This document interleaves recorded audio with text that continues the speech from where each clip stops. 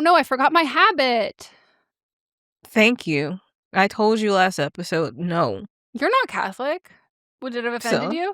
I just don't. I told you I wouldn't. One, I can By the barely way, breathe as it is. It would be way too hot. It would be too hot. You also can, it's hard for you to have inhales and exhales too, especially if you're hot. And I don't want to like laugh and, be cracking up, and I wouldn't be able to say anything the whole episode. And I also think that like it is in fact a hard one to DIY. You can't really like make your own. It looks a little.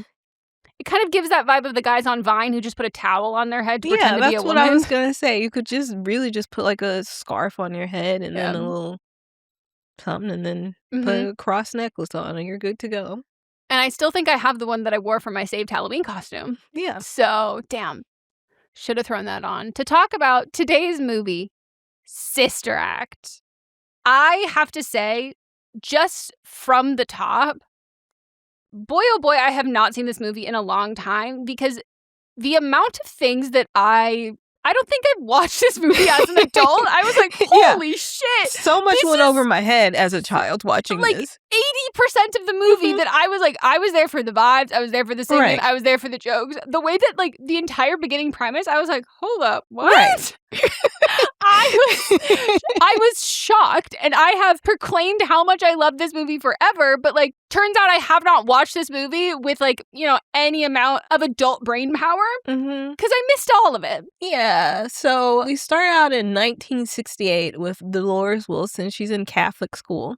And she's got jokes. Her teacher asked her who the apostles were, and she's just like, the Beatles. She names them all. And then the teacher tries to punish her and tells her to go up to the board and to write everything out. And she still writes the Beatles plus Elvis. And this little girl has played Whoopi Goldberg. I think she played Queen Latifah's. She plays like younger.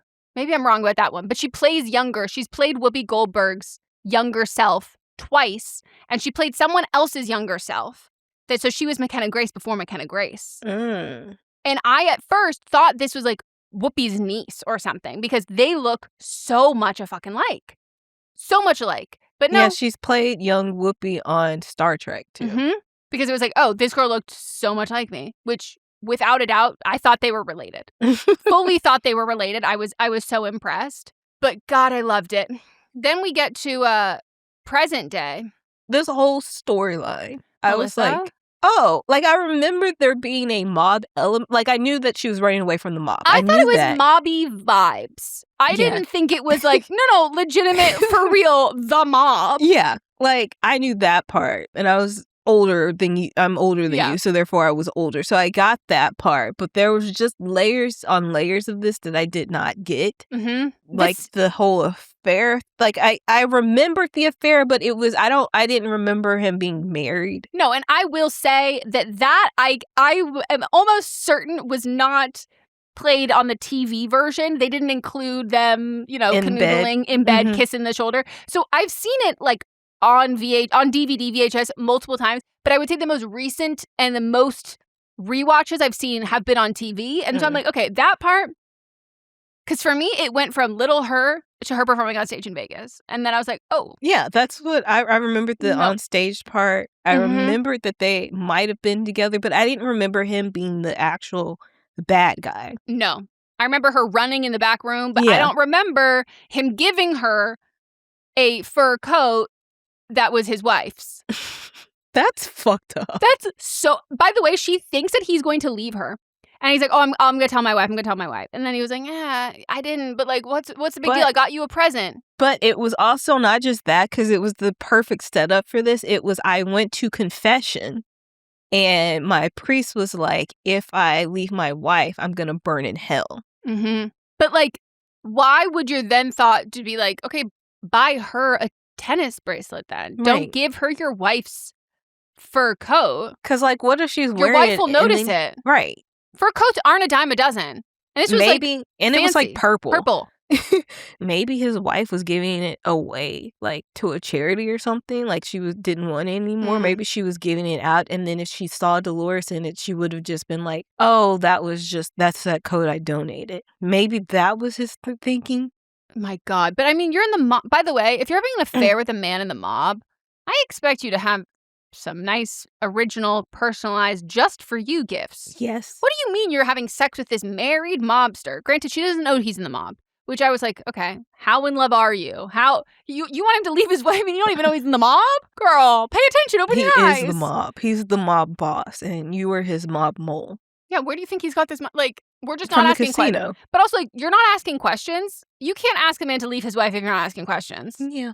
But he's also only telling what she wants to hear up until this point. Well, and she's stigmatized. Yeah. By this Italian-American mobster. Mm-hmm. And you know what? What any movies have taught us from this time period, it happens. Yeah. It happens. So she goes to return the coat that he gave. Actually, and we also have part of her singing group. I was like, hold up. Who is in that bang? And I'm squinting because I can hear. I heard the voice. No, I can hear, but I'm not seeing it. And so then I get close to TV and I see the bang and I go, oh my God, this is Jennifer Lewis. It's our second movie that has Jennifer Lewis in it. First for was 5 Preacher's minutes. Wife. Yeah, they're just singing. They're just singing for 5 whole minutes. I'm like, were they friends or was Jennifer Lewis not as famous that she would just do 5 minutes in a movie this time? I think they're friends, first of all. I know they're friends. But I think Jennifer Lewis was more Broadway stuff and hadn't really crossed over to film yet. Because I was like, that was the cognitive dissonance in my mind. I go, well, I know that this is only one scene because I've seen this movie. There's no way that this is Jennifer Lewis just doing this one scene. This has to be someone else. And I was like, no, it's her. Yeah. She's in a couple. She's in the scene after because all the mob men, when he's giving the jacket, because all the mob men, part of his crew, are very into these women that in the group. So Dolores goes to return the jacket and she witnesses her man killing someone. Pew, pew, pow, pow. And at first, he thought she was just going to stand there and be like, whatever. Like, he thought she was coming to say thank you and, like, everything was going to be smooth over. She witnessed this. She doesn't care because she's so stigmatized. But then she walks away and they're like, actually, no, go kill her. What? You don't love this woman? I was shocked by this because I was like, okay, he seems Sister, I'm now wondering if he has in fact told you that he was in the mob and you just forgot, because the way that he was so casual about her witnessing a murder that I was like, okay, he definitely thought you knew what he did for work. Like, he definitely thought, and like, you're like, oh shit, I wasn't paying attention. I missed that part. And then his employees were like, yeah, she was shaking her boots. Like, no, I think she was a little freaked out. And he was like, oh my God, maybe she doesn't remember that I'm a contract killer for money. Okay, crazy. Oops. I guess you're right. Now we'll have to go kill her. Right. So she runs straight to the police to tell the whole story. She doesn't even hold anything back. She's just like, I need to be protected. I don't want to die. He tried to kill me. Here's everything that you need to know. Yep. And they know about her. And she goes, oh, I on those tapes? Yeah. She was like, what was I doing on those tapes? What was I doing in there? Uh-oh. What's going on? You don't have any sex tapes, do you? Yeah. Like, that was the underlying tone there. Yeah, because they're like, we've been monitoring the hotel. She goes, uh-oh, the casino? What you see me do there? Uh-oh, yikes. I have to say, though, that the song that they sang in the beginning, as a kid, one of the things I used to do as a party favor for like all of my birthday parties, I would make a mixtape. And like give to everyone. So like it started out was like a cassette, both side A and side B, and then it would be a CD. And on one of my early ones, I forget, at least 2 of the songs in the medley were on it because of the movie. And I was like, it was that, and then there was one year where it was Lollipop, and then I also wanted to put Candy Shop on there. And then it was like, no. I wanted to do a candy theme. And I did Aaron Carter's Candy, and it was like, hey, you need to put a stop. You can't do that one. But fond memories of that song. Well, thank you for sharing that bit of your childhood with me. So, because she knows all this information, and it's going to take a minute to go to trial, and she knows that he is trying to kill her, the police officer, Lieutenant Eddie, is like, we got to put you in witness protection. We got to protect you. We're going to put you in a parish? Convent. Parish. Oh, I thought you said convent. It's St. Catherine's Parish. Oh, okay. I don't know the difference. I feel like the convents are the ones that are like off, that like people don't go to like the actual church. I don't know. Again, I'm not Catholic. I don't know though. No, I think you're right. I think convents are like in the hills, Yeah. like away, like away, exactly, like away, like you've been banished in like in a positive way. Mm-hmm. This one's like you're in the community. Yeah, you're without a doubt right. I don't know. No, I will say my only knowledge of Catholicism is this and the stories my dad would tell me about the nuns who used to beat him with rulers at school. And so, like, I don't have a particular fondness looking on. Neither does Dolores. Yeah, exactly. So she's pissed, being like, no. I've done this rigmarole before. Me and Catholicism, we don't mesh. We don't go hand in hand. Those ladies in those black hoods, they don't like me. Like, fundamentally, I was born antagonizing them, and like this is gonna be really fucking hard. Yeah. But he's like, this is gonna be the safest place. He's gonna be looking for you everywhere. You go to, because she wants to go to California. She's like, you go to California, he's going to find you. The last place he's gonna look for you is here. And I'm just like, you're staying in the city-ish, and he's Catholic. This actually might be the first place he finds you. Yeah. When I remembered that they're trying to pretend that this is in the middle of San Francisco, when we first see the outside of this, I was like, that's not San Francisco. Like, that's wrong. And I'm trying to figure it out. And then I look up. They, in fact, changed the buildings on either side to make it, because it's supposed to like look like it's in the Tenderloin. And I was like, that's not, like, that building's not in the Tenderloin. They dressed down 2 buildings on the side and the other street of it. It is in Noe Valley, which is like not a rough area at all. And so they tried to make it seem like that. But I was like, she's in the heart of the city. Okay. Take back what I said. She's trying to run away to LA specifically. They put her in. No, it's still in the Bay. No. When she's running though, she says, I want to go to Los Angeles. Yeah. But she ends up going to the Bay instead of Los Angeles. So it would not be the first place that he looks. They're not in the same place. They were in Reno. I messed up. No, but I messed up. I guess you're right. Because I was going to say that is closer, but like it is still on the coast. Like No. I was saying before, like, that they're in the same city, so he's going to find her. They weren't in the same city. No. They were in Reno. He takes now one. She's going to the Bay. Yeah, he takes the one to a different state. Yeah, and he gets to, and she's right off that. So. Yeah, and he refers to it. It's like a sorority, which I have to say, asterisk. It's a gayer sorority. That's what this is. Yeah, but then when they get there, the Reverend Mother is like, "This is not a sorority." Yep, and I go, "Well, okay, still a little gay though." And it's Maggie Smith, aka Professor McGonagall, and I just have to say. That's what you're gonna say, aka Professor McGonagall. No. She has so many roles, but like childhood me, but that's like the other big one for her. But there is like when you have someone who's wearing like a hijab or a habit or anything that like is like a full face covering, you can't hide behind anything. I was like, God, Maggie Smith, you are beautiful. Like I was like, damn, gorgeous, and rest in peace. She's a phenomenal actress. She's dead. When did she die? A couple years ago. Oh. I know, it was sad.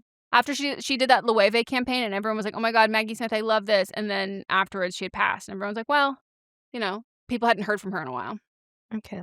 I don't know why I thought she was still doing those Downton Abbey. I thought she was still doing that. Oh, no. They keep popping they all up look like her. She was in it. Well, yeah, they probably hired a family to look like her, and now the rest of the cast looks like her. They're always popping up with new versions of Downton Abbey, and I'm like, who's watching this? Melissa, the way that every time that fucking commercial on, I literally say to Moss, I go, when they release, like, we're doing a feature-length movie, I go, who the fuck asked for that? It's been like years. I don't know. I'm baffled by like the Abbey heads who like somehow are just like these diehard fucking fans that no one's ever heard of. I'm lost. It's not our age group, I guess. I guess. I don't know. Mott's parents don't watch it, so I'm like, who's watching it then? My dad's not watching it, so I don't know. Who the fuck is watching it? Yeah.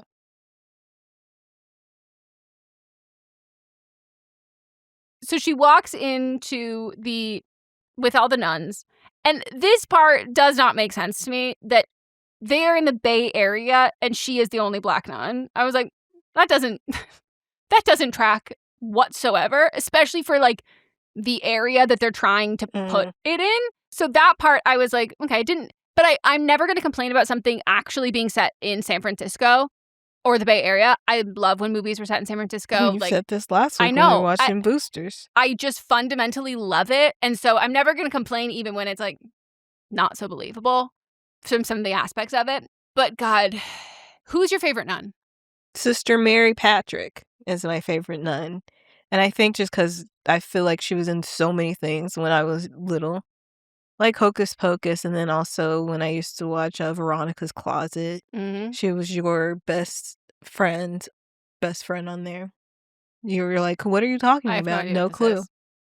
So let's think about a racist IRL that had a lot of people fooled just because she seems cool on screen. And she blocked you on Twitter and then died shortly after. Kirstie Alley.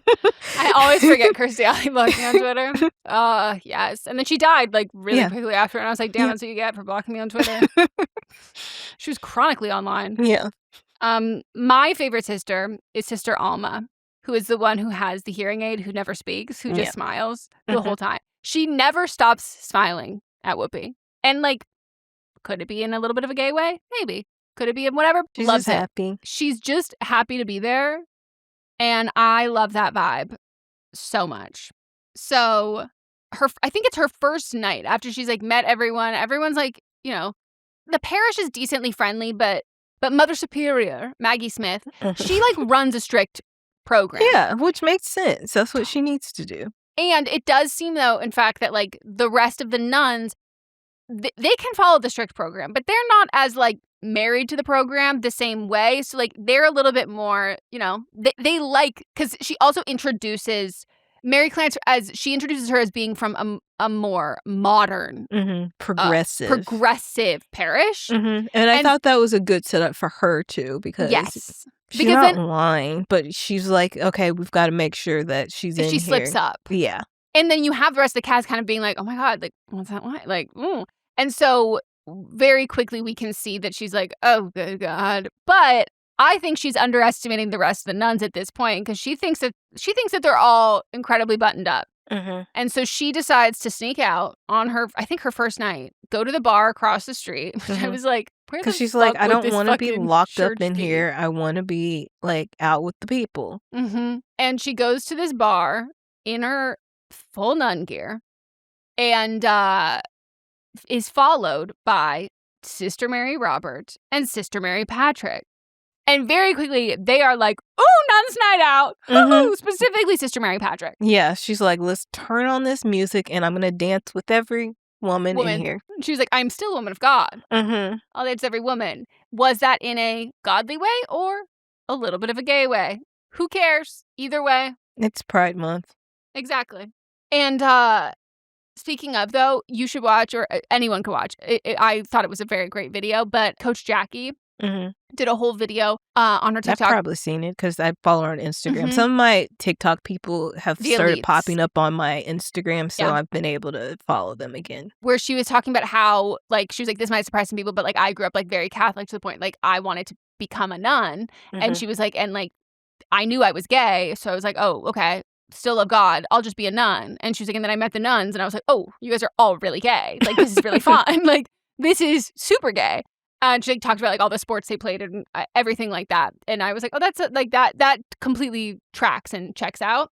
But now Sister Clarence is like, oh my God, you guys, you're really ruining my reputation. Here. But I was like, girl, you're in the habit. Like, you are one of them. They're perceiving you the exact same way. And the thing is like she talked about the part of her cover is like she went out and was like evangelizing to the different people in Reno. And she was like, I was out with the hookers and all this stuff. And so they followed her because they thought that she was going out to spread the good news to the other people in town. The exact wording they used was, we thought you were ministering to the winos.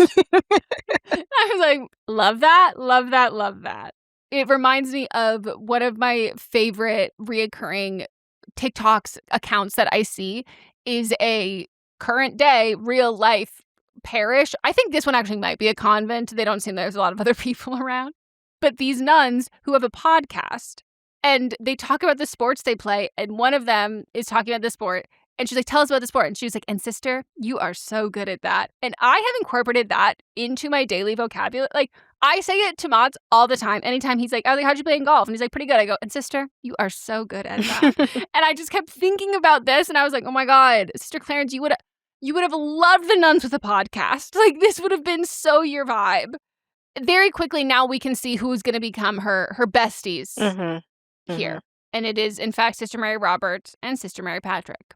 So then when they go back to the parish, the Reverend Mother catches them coming back. Yes. And she, at that moment, considers kicking Dolores out. But then she instead orders Dolores to join the choir, which we've already heard at one of the parish services. They are terrible. Maybe they were good at one point. They're pitchy. But the choir director can't hear, so she doesn't know. She wears a hearing aid, so she doesn't know. And she cuts it off quite frequently because she doesn't want to hear anybody. Sister Alma's not trying to deal with anyone's bullshit. Sister Alma, she's got to maintain that sunny disposition. And by doing that, she needs some peace and quiet.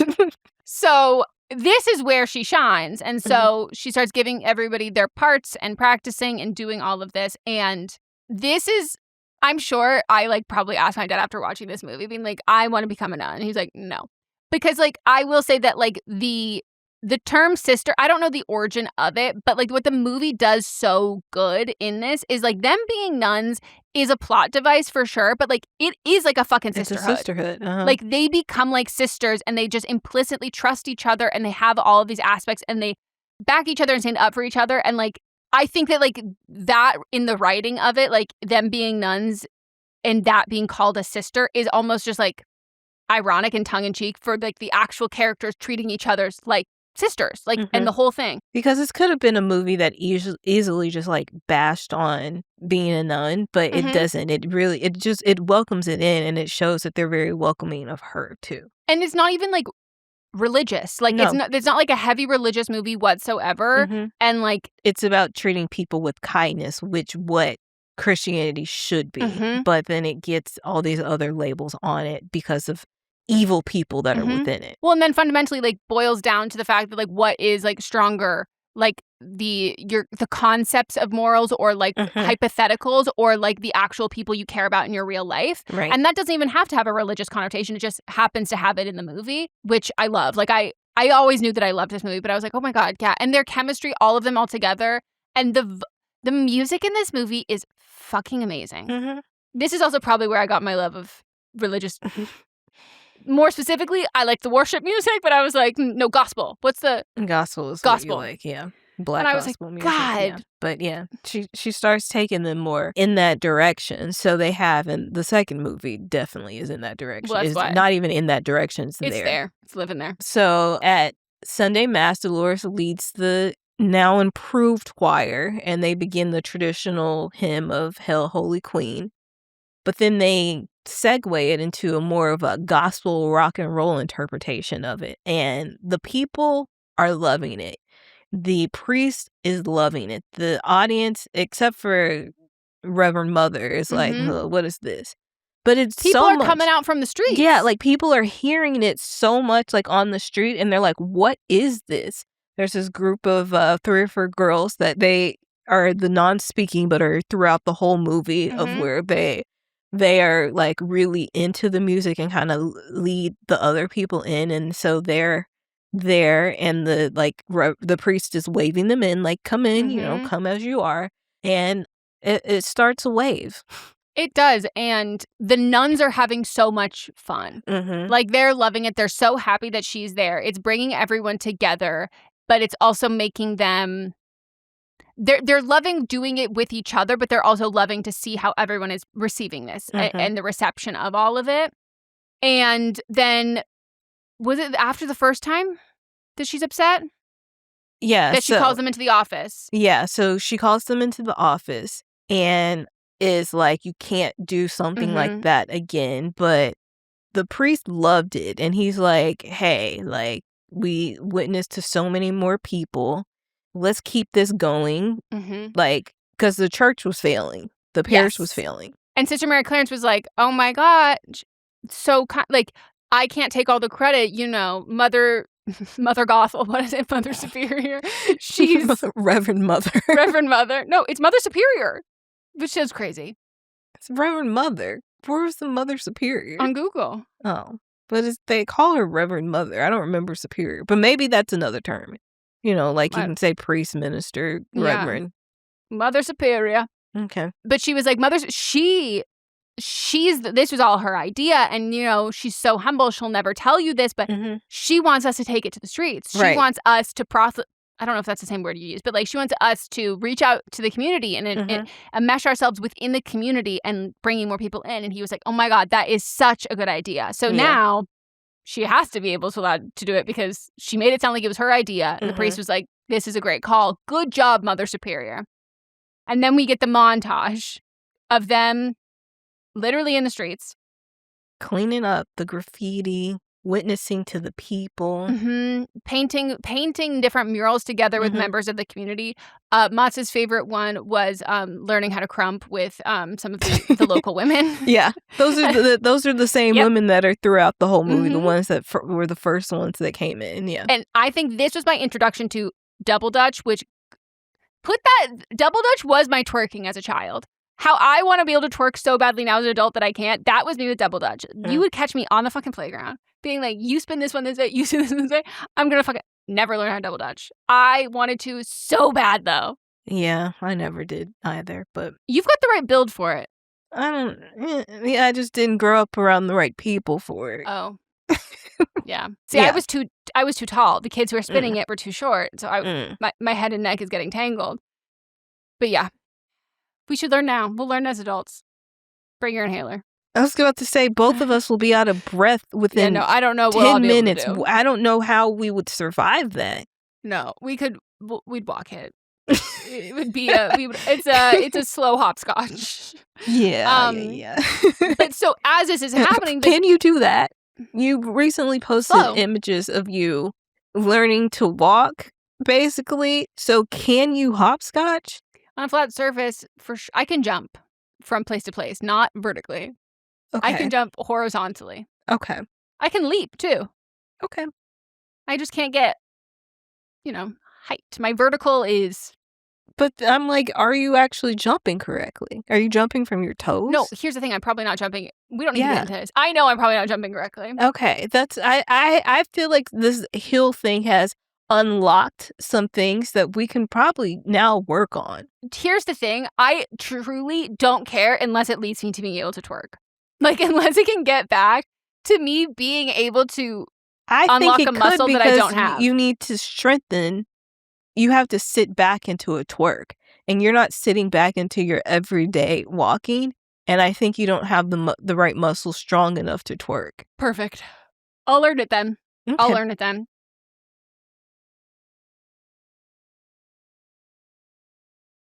As this is all happening, it's caught on local TV where they're filming the nuns in the community who have really, raised the spirits and have done so many community projects and brought everyone together in what is, again, supposed to be depicted as like a not so nice neighborhood.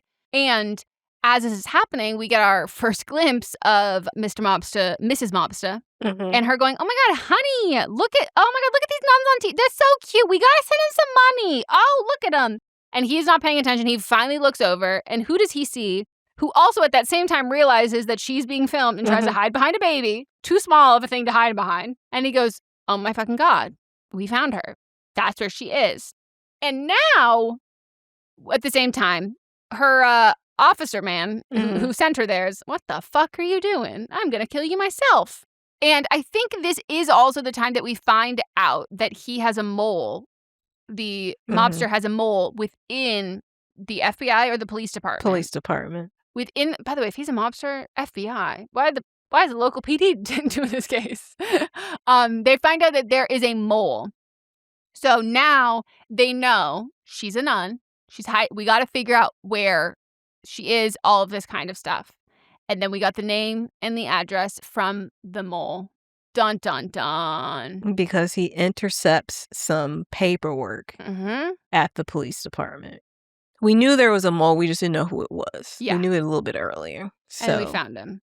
Oh, and then we've now found out as this is happening, good news, though, for the parish, because the Pope's coming to town. The Pope is coming. And the Pope wants a private concert. Yes. Pope John Paul II wants to be there, wants to hear. They're going to have a full concert.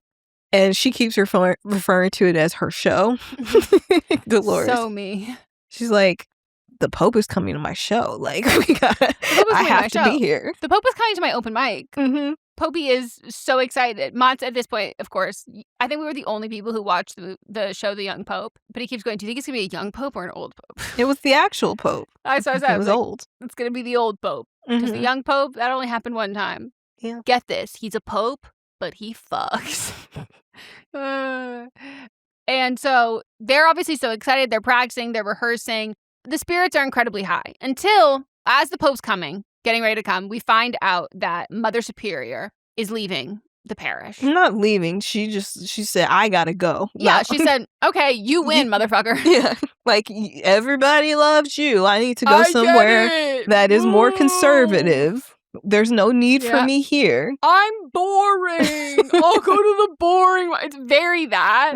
And but Mary Clarence is like, okay, like, dramatic, I don't think you need to do all that, but like I'm leaving as soon as the trial comes up. Hey, remember, I'm not actually a real fucking nun. Like, I'm in witness protection, and like, I got 2 weeks left to go. Like, can't you just hold out this Pope thing? And she's like, I cannot.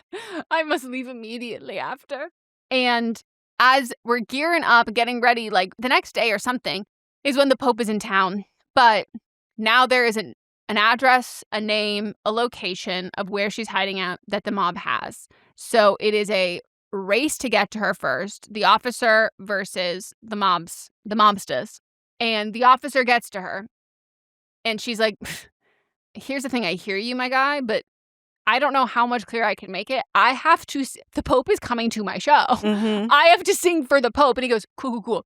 So you can't actually sing when you're dead. They're going to kill you. And she goes, okay, I don't think you're hearing me. The Pope is coming. And he's like, what the fuck is wrong with you, you idiot? And she goes, okay, Pope, okay, let me go take a quick piss. And he was like, okay. And she pees, escapes out the other door, straight into the hands of the mobsters, but she's with her sisters who see her there, and they go, oh my God. And like any good mobster, much like the subway train, or much like Waze or Google Maps, they do in fact verbally announce exactly where they are going to take her and who they are. Yeah, so they kidnap her and Mary Robert in the car, and then once they get to slow down, bye-bye, Mary Dolores, like, pushes Mary Robert out the car and is like, tuck and roll, go. And she does that. And she does. No scratch, and also runs into the lieutenant on the street. And she tells what's happening, runs back to the parish, lets them know. And I like this part where they're like, you think we actually trust the cops to handle this? We have to protect her. Exact words where the nun says, we can't leave this up to the feds. Right. Said, yes, sister. And you are so right about that, sister. And that was when Mother Superior was like, well, get a fucking move on, ladies. And they roll out a bajillion and one nuns running through the streets, habits flying in the wind. They are running through, and they're like, where are they going? They're going to Reno. And she goes, well, guess we're going to Vegas, girls. And they make their way to Vegas via helicopter, where they go. They use good old Catholic guilt to get out of paying for it. They were like, it's the biggest helicopter I've ever seen. Oh my God. I was like, is that a blimp? I literally was like, it's going to be a blimp, and then they're going to airdrop all of those fucking nuns on the street. But the guy was like, okay, it'll be $1,500. And I was like, by the way, incredibly cheap. Like, he said he dropped his price, $500. Yeah, and they were like, oh, okay, dear, good Lord, please spare it. We know that generosity, blah, blah, blah. And he's like, oh my God. He's like, please spare his hairline. Yes. So he doesn't bald. Laying it on so this young man. So thick that he was like, oh my God, fine, I'll take you. Get in, losers. And I was like, that's so realistic, deeply realistic. They fly him all there, which... that to me, like, nuns in a helicopter sounds like the beginning of a children's book. Like, it sounds like a cartoon that you just, like, the imagery of that Like it happened in Madeline or something. Yes. No, exactly. All the little nuns straight in a row. Into the helicopter they go. And so she is being, now Dolores, they all know now that, like, because Mother Superior has let her know that, like, okay, she's not actually a nun, she's a witness protection, all of that.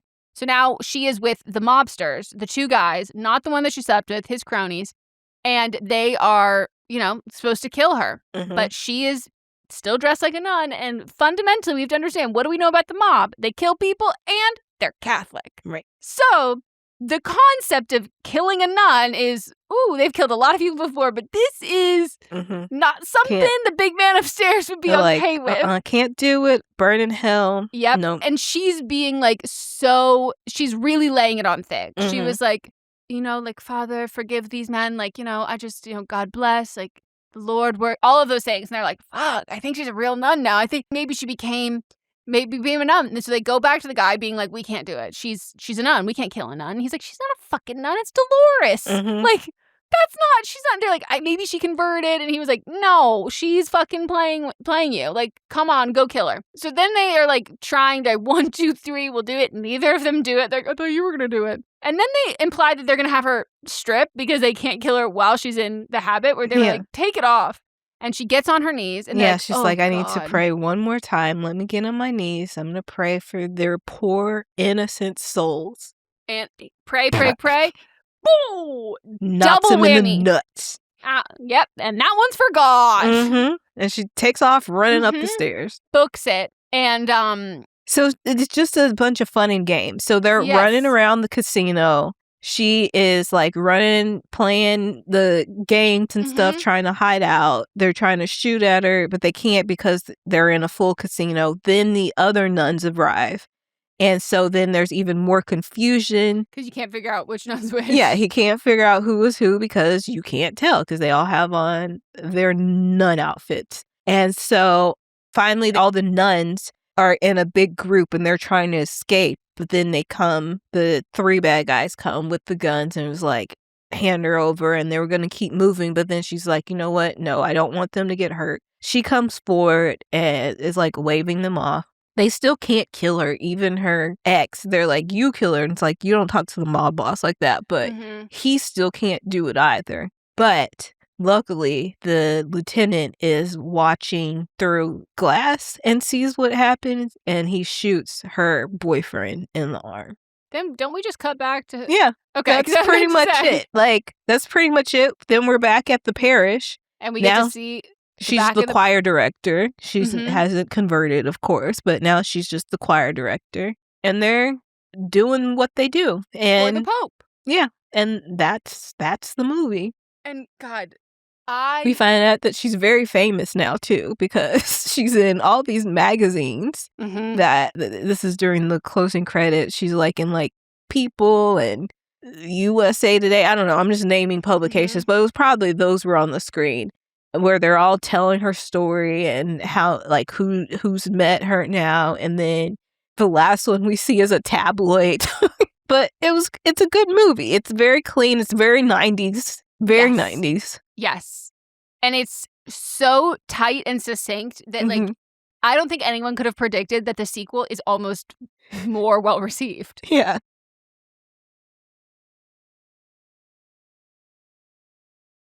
I was looking up on Wikipedia.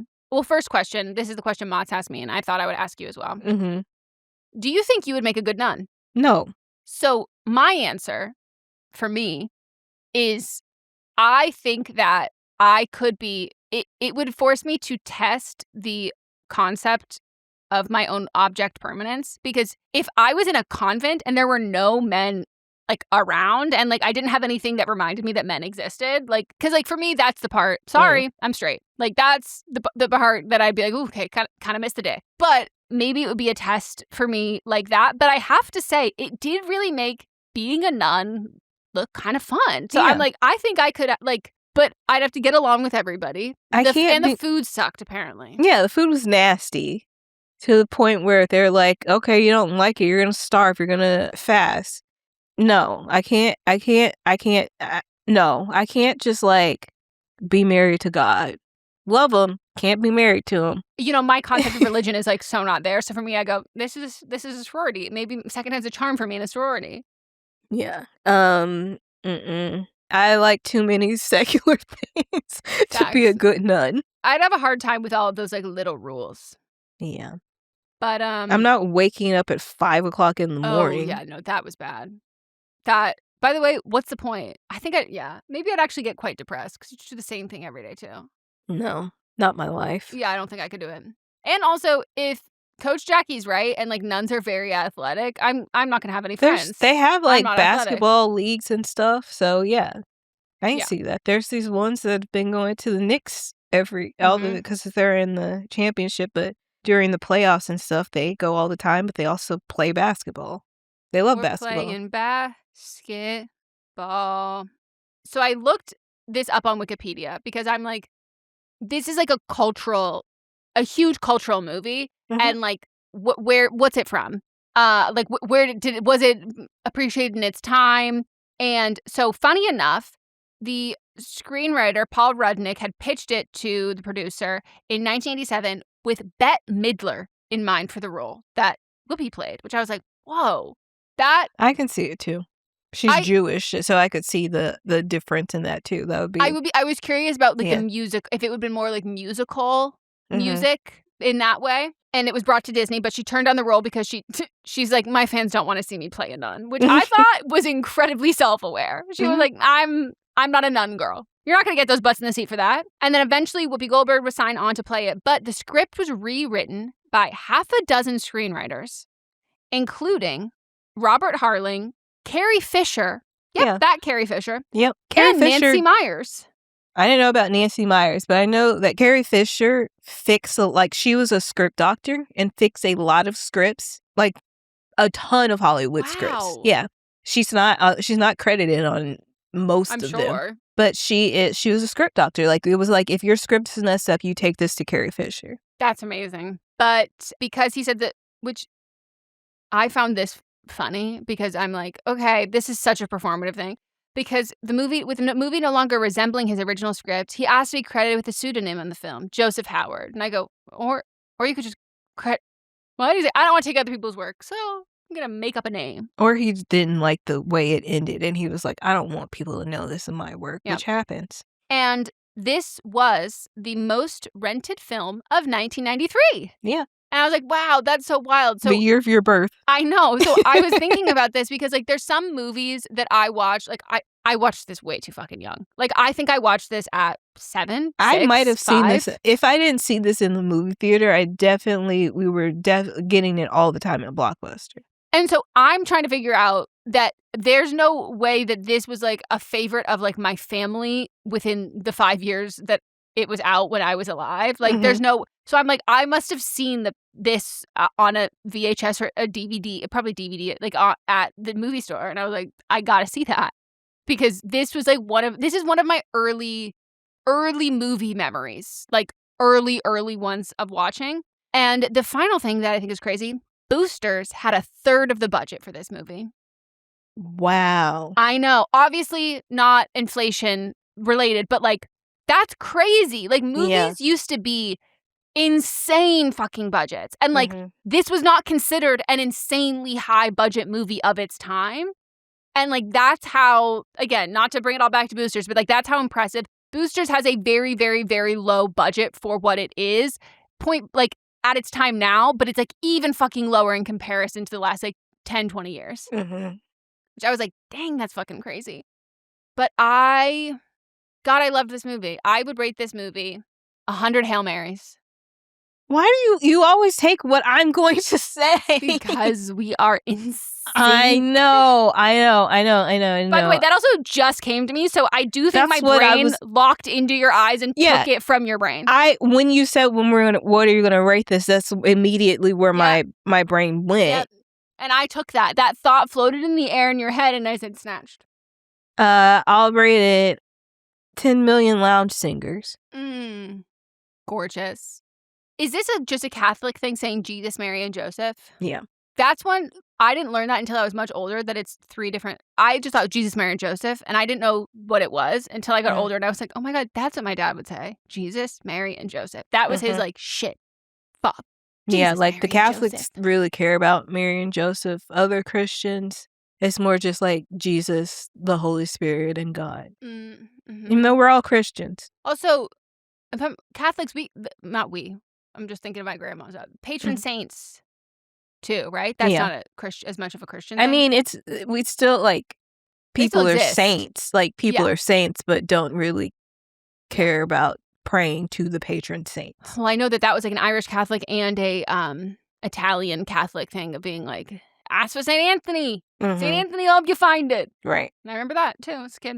So, God, I love this movie. So, me too. Are we doing Sister Act 2? Or do you want to take a break? I want to take a break. Because I don't know when the movie with Kiki's coming out. And I don't know if we should do it as like a precursor whenever it comes out. I'll do some research. If not, if they haven't started filming it yet, we'll do it much sooner. Okay. But there's something that I think that we should watch. Oh, I'm nervous based on your face. You've got that like maniacal little... It's not maniacal. I just know that we've both been putting it off, and this seems like the perfect Oh no, putting it off doesn't sound good. Oh my God, White Lotus? No, this sounds like the perfect time. What month are we in? Gay. What's his gay? Glee? Heated Rivalry. Oh my God, great fucking call. Yes. Great motherfucking call. Wow, yeah, Heated Rivalry, baby. Yeah. It's cottage time. Mm-hmm. Oh my God. So we're gonna do the first episode? Yeah, I feel like we might do the whole thing. Watch more than we'll just see. I think we should watch the whole thing because I do fear. I just don't know if I have time enough to watch the whole thing before next week. True. Maybe we split it up like we've done before.